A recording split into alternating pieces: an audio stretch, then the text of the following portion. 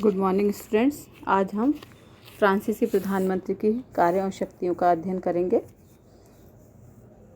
पंचम गणतंत्र के संविधान द्वारा प्रधानमंत्री को अनेक महत्वपूर्ण अधिकार एवं शक्तियां प्रदान किए गए हैं और कार्यपालिका के क्षेत्र में वह राष्ट्रपति के बाद सबसे शक्तिशाली कार्य अभिमुखी पद है। उसके प्रमुख कार्य एवं शक्तियाँ निम्नलिखित हैं। सबसे पहला है कार्यपालिका संबंधी शक्तियाँ। तो पंचम गणतंत्र के संविधान की धारा 20 के अनुसार सरकार राष्ट्रीय नीति का निर्धारण करती है और उसे कार्य रूप में परिणत करती है। इसी प्रकार से धारा 21 के अनुसार प्रधानमंत्री सरकार के सामान्य कार्य के प्रभारी हैं। वे राष्ट्रीय प्रतिरक्षा के लिए उत्तरदायी हैं और कानूनों को लागू करते हैं। वे कई सैनिक तथा असैनिक पदों पर नियुक्तियां करते हैं। वे धारा 15 में उल्लेखित परिषदों और समितियों के अध्यक्ष के रूप में गणतंत्र के राष्ट्रपति की ओर से कार्य कर सकते हैं।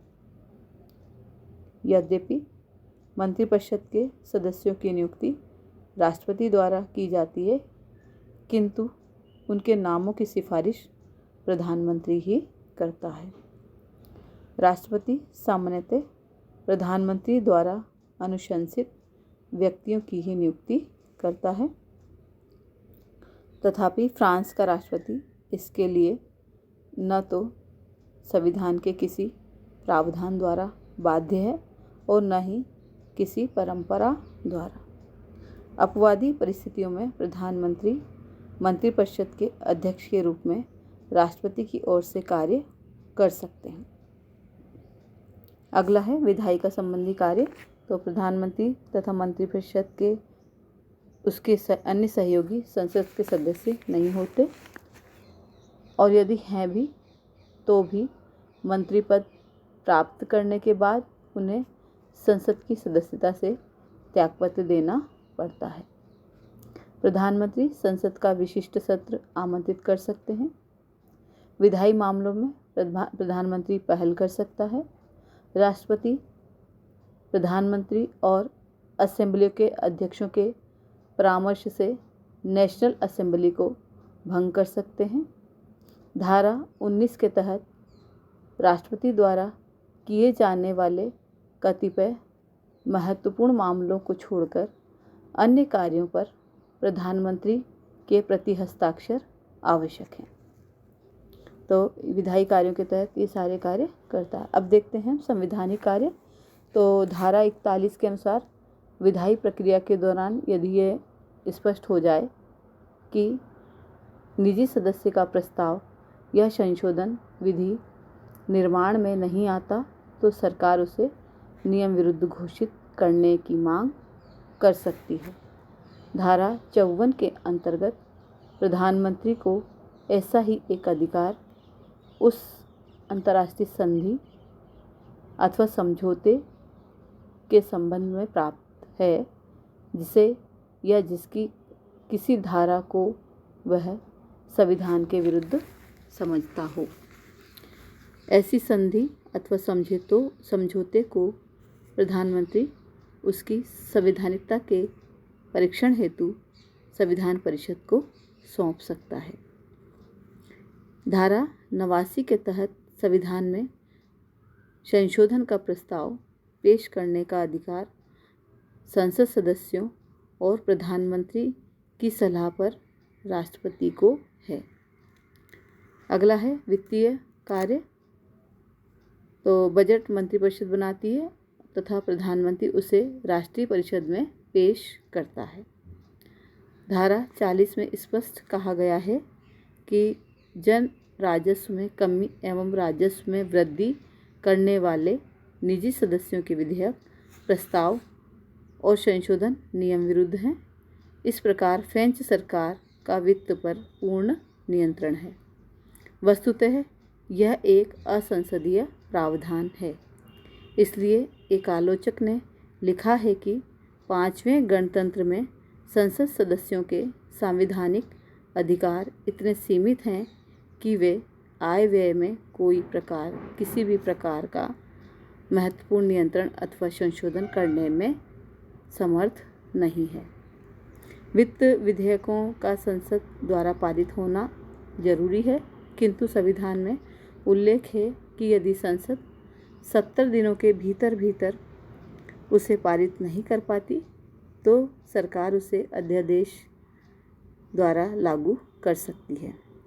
ऐसा प्रावधान अन्य लोकतांत्रिक देशों के संविधानों में मिलना कठिन है। अब हम देखते हैं प्रधानमंत्री इस प्रकार से वित्तीय क्षेत्र में प्रधानमंत्री की जो शक्तियां हैं वो नगण्य हैं। अब देखें प्रधानमंत्री की वास्तविक स्थिति। तो फ्रेंच शासन प्रणाली में प्रधानमंत्री को निर्णायक स्थिति प्राप्त है। संविधान के 3 अध्याय में सरकार शीर्षक के अंतर्गत जिन शक्तियों का विवरण है वह मुख्यतः प्रधानमंत्री की ही शक्तियां हैं।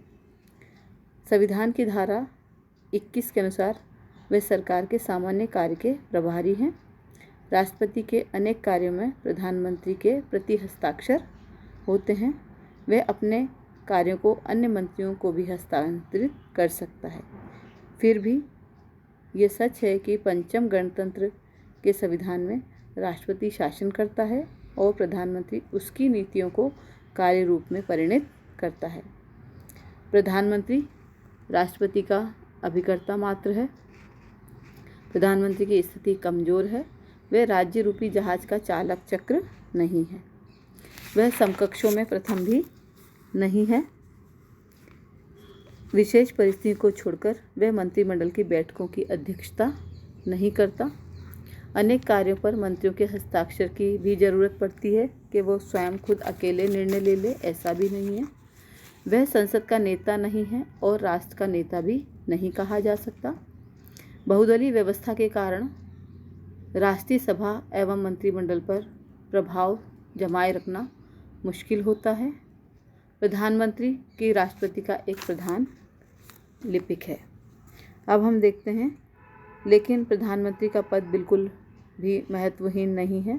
वह राष्ट्रीय प्रतिरक्षा के लिए उत्तरदायी है। समस्त संधियों एवं समझौतों पर प्रधानमंत्री या किसी न किसी मंत्री के प्रति हस्ताक्षर होने आवश्यक हैं। इसके अतिरिक्त सरकार राष्ट्रीय सभा के प्रति उत्तरदायी है। स्पष्ट है कि राष्ट्रपति प्रधानमंत्री एवं मंत्रिमंडल को सहजता से पदच्युत नहीं कर सकता। अब देखें हम कि फ्रांसीसी मंत्रिमंडल की अस्थिरता के कारण क्या हैं। तो एक आलोचक ने कहा है कि फ्रांसीसी अपनी कमीज की तरह मंत्रिमंडल भी बदलते रहते हैं। एक अन्य आलोचक ने व्यंग में कहा था कि फ्रांस में वर्ष में 8 महीने संसद शासन करती है और 4 महीने मंत्रिमंडल शासन करता है। विश्व के अन्य किसी भी देश में मंत्रिमंडल का जीवन इतना अल्पकालीन नहीं रहता जितना कि फ्रांसीसी मंत्रिमंडल का। पंचम गणतंत्र से पूर्व के जो मंत्रिमंडल थे उनकी अस्थिरता के निम्नलिखित कारण हैं। सबसे पहला है मिश्रित मंत्रिमंडल।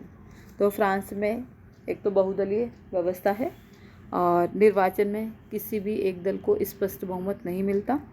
अतः सदैव ही हमेशा ही वहाँ पर मिला जुला मंत्रिमंडल बनता है।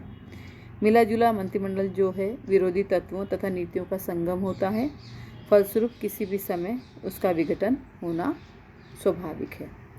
तो मिश्रित मंत्रिमंडल के कारण वहाँ पर मंत्रिमंडल में अस्थिरता पाई जाती है। दूसरा है दलों का ढीला संगठन। तो फ्रांस में दलीय अनुशासन का अभाव है। सदस्यों द्वारा दल बदल एक सामान्य प्रवृत्ति है। किसी भी स्वार्थ या पद के प्रलोभन में दल बदलना एक सामान्य बात है। थोड़ा सा मतभेद होने पर नए दल बन जाते हैं। फलस्वरूप मंत्रिमंडल को सुदृढ़ता नहीं मिल पाती। अगला है इसके अंदर संसद को विघटित करने की शक्ति का अभाव। तो चतुर्थ गणतंत्र में प्रधानमंत्री की संसद को विघटित करने की जो शक्ति है सीमित शक्ति थी। प्रथम 18 महीनों में विधायिका को विघटित नहीं किया जा सकता था। राष्ट्रपति राष्ट्रीय सभा को तभी भंग कर सकता है जबकि 18 महीनों की लगातार अवधि में 2 मंत्रिमंडल त्यागपत्र दे देते या 15 दिनों के भीतर मंत्रिमंडल के 2 सदस्य त्यागपत्र दे देते। अतः संसद के सदस्यों को विघटन का भय नहीं था। विघटन की धमकी देकर प्रधानमंत्री संसद को अपने नियंत्रण में नहीं रख सकता था। अगला है इसके अंदर सूत्रबद्धता का अभाव। तो दलों के स्थानीय, राष्ट्रीय और संसदीय संगठनों में सूत्रबद्धता का अभाव है। किसी भी दल का संगठन तीनों स्तरों पर नहीं है। संसद में स्थित राजनीतिक दल संसद के जो बाहर स्थित दलों से संपर्क नहीं रखते। फ्रांस में यह आवश्यक नहीं कि सदस्य जिस दल के सहयोग से विजयी हुए हैं संसद में उसी का वो समर्थन करें। इस प्रकार फ्रांस के तृतीय एवं चतुर्थ गणतंत्र के अंतर्गत मंत्रिमंडल की अस्थिरता के फलस्वरूप मंत्रिमंडल की स्थिति दुर्बल हो गई तथा वह संसद का नेतृत्व नहीं कर पाया। बहुदलीय व्यवस्था के विकास के कारण फ्रांस में राजनीतिक अस्थिरता उत्पन्न हो गई। पंचम गणतंत्र का प्रमुख उद्देश्य मंत्रिमंडलीय अस्थिरता को दूर करना था। अतः संविधान में मंत्रिमंडल की शक्तियों को विस्तृत किया गया तथा राष्ट्रीय सभा की शक्तियों को कम कर दिया गया। धन्यवाद।